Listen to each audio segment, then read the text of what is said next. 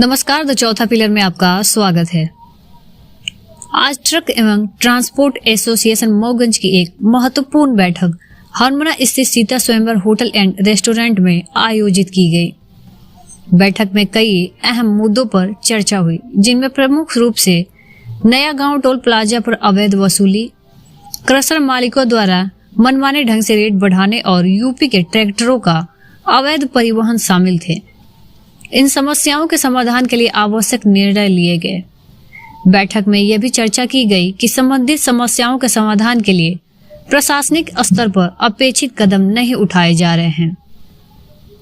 Toll plaza पर अवैध वसूली और क्रशर मालिकों के मनमानीपूर्ण व्यवहार को रोकने में प्रशासन की निष्क्रियता को लेकर एसोसिएशन ने गहरी नाराजगी व्यक्त की। उन्होंने मांग की कि प्रशासन तुरंत हस्तक्षेप कर इन समस्याओं का समाधान करे और अवैध गतिविधियों पर कड़ी कार्रवाई सुनिश्चित करे।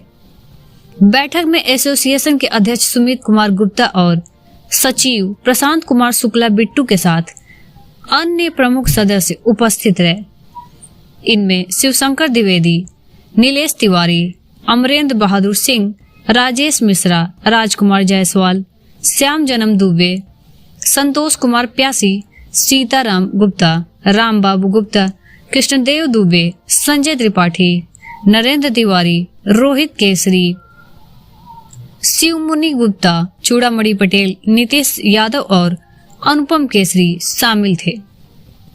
सभी सदस्यों ने अपने अपने सुझाव और विचार रखे, साथ ही शासन से त्वरित और प्रभावी कार्रवाई की अपील की।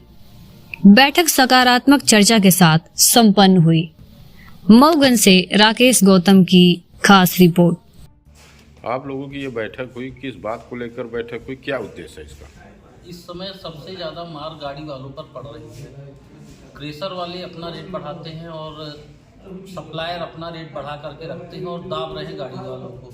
आज ये स्थिति आ गई है कि गाड़ी वालों को अपना भाड़ा देने में बहुत भारी समस्या हो रही, किस्त देने में बहुत बड़ी समस्या जा रही है, जिसके निराकरण के लिए आज हम लोगों ने क्रेशर वालों को बुलाया था, जिसमें कुछ लोग आए, कुछ लोग नहीं आए।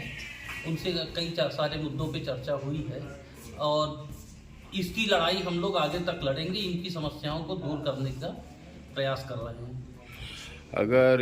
अगर नहीं माने इस बात को लेकर तो अगला कदम क्या रहेगा?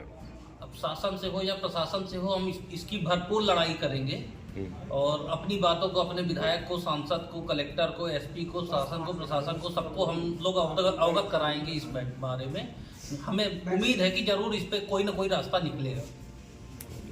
हाँ, तो यहाँ पे बाहरी गाड़ियाँ आती हैं क्रेशर में, कहते हैं कि वो लोग पैसा एडवांस जमा किए हैं, हम उन्हीं को प्राथमिकता देंगे और अवैध रूप से वो लोग लेके चले जाते हैं।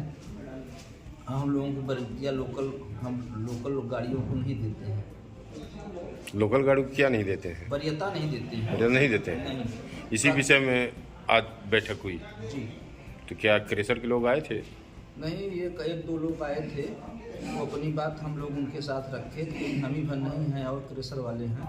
आप जो कहेंगे उसकी हम आपकी बात मानेंगे। और बाकी क्रेशर वाले तो नदारत थे, आए ही नहीं, तो उनसे बातें नहीं हो पाई हैं। यूनियन हमारी इसमें मीटिंग लेगा, बात करेगा कि इनके खिलाफ क्या किया जाए। जो सीधी मार्ग पर टोल प्लाजा लगा हुआ है, तो ये टोल प्लाजा सोन नदी पुल की वजह से लगता था तो ये जो सीधी का टोल प्लाजा है, टोटल 46 किलोमीटर हरमना से बहरी का मार्ग है जी। उस मार्ग के लिए जो मूल्य शासन द्वारा या ये निर्धारित किया गया था, 430 रुपये शायद एक बार जाने का, 435 रुपये जाने का, 435 आने का भी है, चाहे 24 घंटे के अंदर, 24 घंटे के अंदर ही चाहे गाड़ी वापस आए। ठीक है, वो उनका इशू होगा प्रशासनिक स्तर से, क्योंकि स्टेट हाईवे का और नेशनल हाईवे का नियम अलग अलग है। शायद ऐसा है कि स्टेट हाईवे में 2 बार आने जाने का भी 24 घंटे के अंदर आने जाने पर भी उतरना लगता है। ठीक है, उसकी कोई दिक्कत नहीं है हमें।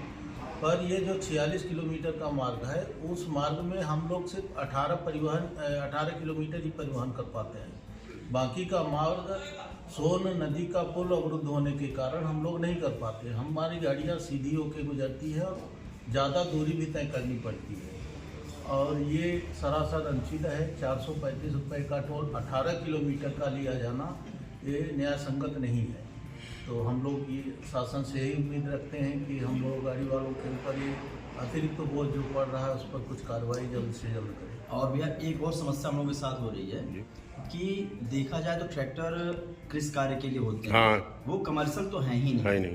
और अभी आप खड़े हो जाएं तो लगभग देखेंगे 100 ट्रैक्टर आते हैं, यूपी से आते हैं, कहीं से भी आते हैं और माल ढुलाई चल रही है। 25 टन तक माल लेके जाते हुए एक ट्रैक्टर में हम लोग परेशान हो चुके हैं और उसका असर सीधा सीधा हमारे व्यापार पे पड़ता है। हम क्रेशर में जाते हैं, वो माल नहीं मिलता। क्यों? क्योंकि ट्रैक्टर वालों को उनको देने प्राथमिकता अपनी मानते हैं क्रेशर वाले। इसलिए हमको हमारा व्यापार बहुत प्रभावित हो रहा है। हम चाहते हैं, अभी जाएंगे हम कार्यवाही इस पे एक निवेदन करेंगे एसडीएम साहब के साथ, एक आवेदन पत्र देंगे जिसमें सारी समस्याओं को लेकर हम अपनी बातें रखेंगे। उनके निराकरण के लिए हम अपनी मांगे रखेंगे, निवेदन करेंगे कि इस पर सुधार हो, जिससे हमारा व्यापार कुछ अपनी वास्तविक स्थिति पे आ जाए। वास्तविक स्थिति मतलब हमारा टायर, टोल, मेंटेनेंस और किस्त का पैसा गाड़ी निकाल ले, इतना काम करना पड़ेगा। तो अभी जी ट्रैक्टर क्या ये माल लोड करने के व्यवसाय के लिए करते हैं क्या, कि खुद के लिए? पूरा व्यवसाय के लिए करते हैं। तो ये क्रेशर वाले क्यों माल देते हैं? क्रेशर वाले को बंद कर देना यही तो चाहिए। बात है ना, आज बैठक क्रेशर वालों के साथ में इन्हीं मुद्दों को लेकर थी।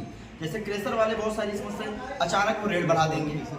पूरे जितनी भी मंडी आप देखेंगे, जहां भी हो पूरे वर्ल्ड के अंदर आप देखें, मैं बात करता हूं मैं इंडिया की, कहीं भी देखें जो रेट इस समय पिपराही मंडी का है वो अन्य किसी मंडियों का नहीं है। अचानक से रेट बढ़ा देंगे, तो ये सारी समस्याएं हैं। इसलिए हम उनसे बात करना चाह रहे थे आज कि आप हमारी गाड़ियों को वरीयता दें, जो लोकल गाड़ियां उनको वरीयता दें, जो अवैध ट्रैक्टर को परिवहन में आप लोडिंग करवाते हैं उनको भी आप उससे वंचित करें, उनको नहीं दें। माल हमको प्राथमिकता मिलनी चाहिए। क्या मतलब बोले क्रेशर वाले? अब यही है कि आज मुझे लगता है कि शायद उनको डर का आभास हुआ या भगवान जाने क्या हुआ, क्योंकि हम लोग करीब सारे मोटर मालिक 10-15 मोटर मालिक मिलके जाके वहाँ पे हमने एक सूचना दिया था, बाकायदा पावती हम लोगों ने लिया था कि आपको बैठक में आना है। पर सब ने यूनिटी बनाया और 18 में से केवल एक क्रेशर, महाकाल स्टोन क्रेशर के ही प्रतिनिधि आए, संजय सिंह जी, इसके अलावा कोई आया ही नहीं। तो हमारी जो बातें थी हो ही नहीं पाई, तो हमारी सारी बातें पूर्ण रह गई। तो उनका ना आना क्या मानेंगे इसको? बिल्कुल, क्योंकि वो अपनी बातों में फंस रहे हैं। उनको आभास हो चुका था कि ये हमारे उनसे प्रश्न किए जाएंगे, इस वजह से वो नहीं आए। डर की ही वजह है और कुछ नहीं है। और बिल्कुल है, जितना आप देखेंगे, आप सारे मानकों को देख लें तो ऐसा कोई क्रेशर है नहीं जो अपने निश्चित मानकों के अनुसार वैधानिक तरीके से संचालित हो रहा हो। कुछ न कुछ कमियां उनमें हैं, कमियां करते हैं, इसलिए अपना सामने आने से बचते हैं। ठीक।